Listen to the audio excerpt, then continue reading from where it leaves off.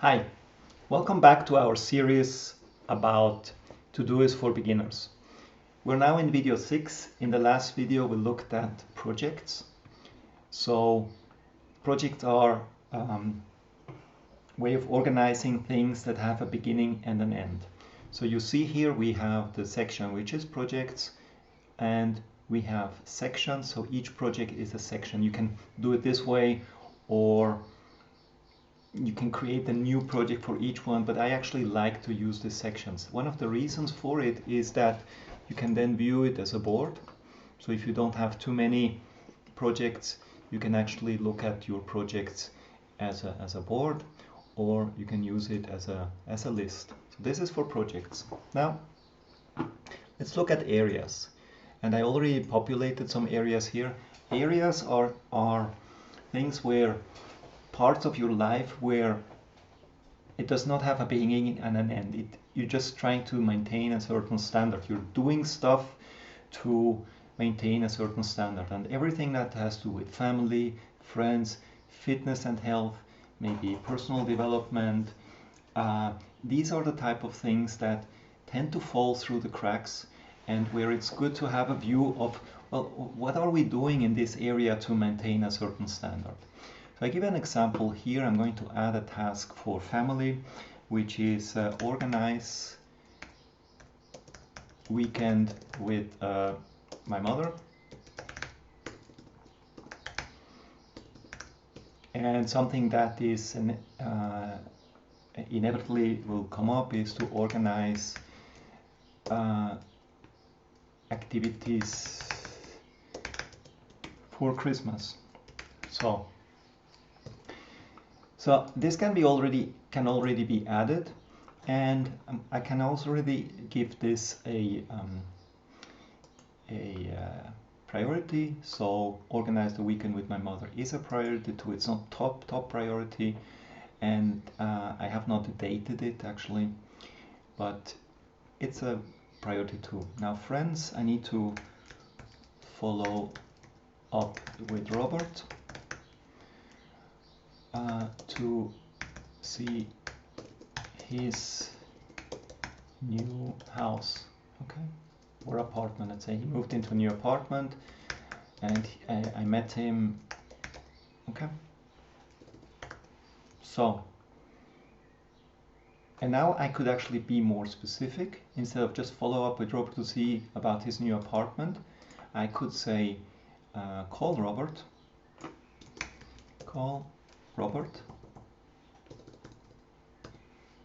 to agree on a time to see his new apartment. Okay, this is area and this is priority 2. I give it priority 2 because Robert is an important person for me.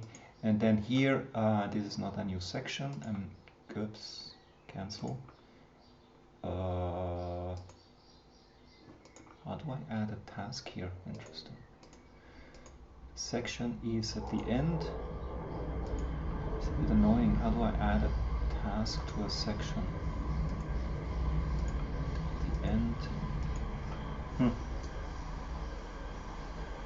Strange. Cancel.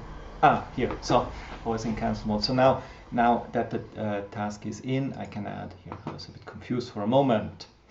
So this is happening. This happens when you're using these tools. Sometimes they have their quirks and you get confused how it is. So fitness and health is, I have here, I need to decide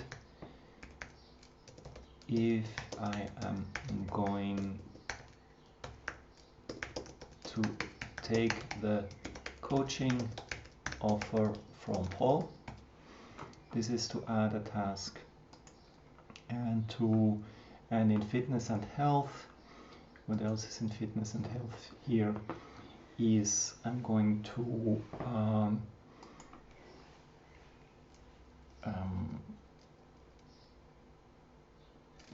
bike tour, and that bike tour would be good if I have it on the weekend. So this weekend I'm going to do a bike tour.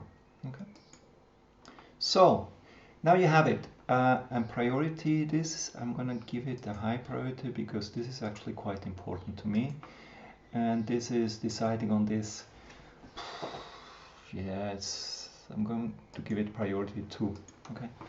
Now, you see, now we have different ways of organizing our tasks. We have the tasks which are where we are reacting to stuff that's coming, and we put it in chronological order. Is it going to do today, this week, next week, this quarter, someday? Or we can organize by project, where we say, okay, these are my projects, and you can get them down. So these are my projects, and in each project I see, do I have something scheduled? Okay, so just have a minimum, just have the next steps in the project. You don't need to fully plan your project. I really recommend against that. Okay, do your project plans somewhere else. A task manager is not a good project management tool, but if you have your immediate next task for the project, you see that you're making progress on the project. The same for areas. Okay, these are family, friends, and fitness and health, and then I see, do I have something planned in terms of activities to be able to maintain a standard. If you have these areas, let's say family or friends, and you have nothing, then it's likely that you're neglecting that area. Okay, so it's also a way of doing work balance, life balance. And I have errands, and this is just if you need something to buy. So let's say buy bread would typically be an errand that you have, and you just do it when and let's say we have an errand with this today. Okay, so do the buy bread today, and this would be an errand that I buy when I'm on the way, so I'm looking. So that's essentially it. We're just gonna have a last look and say, go back to the priority view, because you have the today view. Okay, today view is just what's happening. So today the priority is to record the video on Todoist for beginners, which I'll be completing once this video is completed.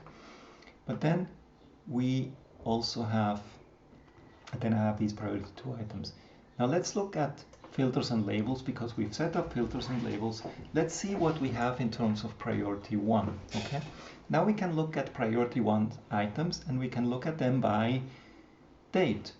But you can also say, well, I'd like to have a view which is grouped by project. Okay, so you see that I have priority 1 items in my task manager. 4 are from the inbox, and 1 is from an area. Let's look at priority 2.